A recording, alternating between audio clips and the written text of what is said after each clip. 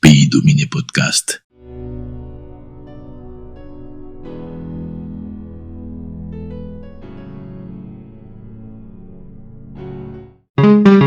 Imaginez un instant être intouchable dans votre pays, contrôler les politiciens comme des marionnettes, puis soudainement vous retrouver menotté à l'étranger. C'est exactement ce qui vient d'arriver à l'un des hommes les plus puissants d'Haïti. C'est vraiment fascinant comme l'histoire de Pierre-Réginald Boulos nous montre à quel point le pouvoir peut être relatif selon l'endroit où l'on se trouve. Et ce qui est encore plus frappant, c'est que son arrestation par l'ICE le 17 juillet dernier n'est que la partie visible de l'iceberg. En Haïti, cet homme était médecin, entrepreneur et figure politique majeure, pratiquement un roi dans son royaume.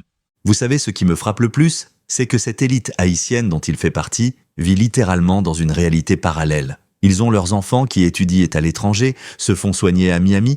Exactement. Et pendant ce temps, leurs investissements en Haïti sont quasi inexistants.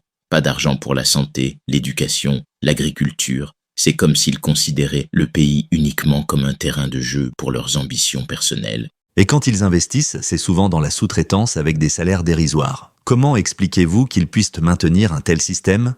Eh bien, leur pouvoir repose sur un réseau complexe d'alliances politiques. Ils financent les campagnes électorales, influencent les nominations aux postes clés et même, c'est assez incroyable, rédigent les lois en coulisses selon leurs intérêts. Mais maintenant, avec cette arrestation aux États-Unis, tout ce système commence à se fissurer. Oh que oui. Les accusations sont particulièrement graves. Soutien à des gangs armés considérés comme organisations terroristes, omission d'informations cruciales dans sa demande de résidence permanente. Des actes qui, en Haïti, n'auraient jamais été poursuivis. C'est comme si leur monde s'écroulait dès qu'ils franchissent les frontières d'Haïti.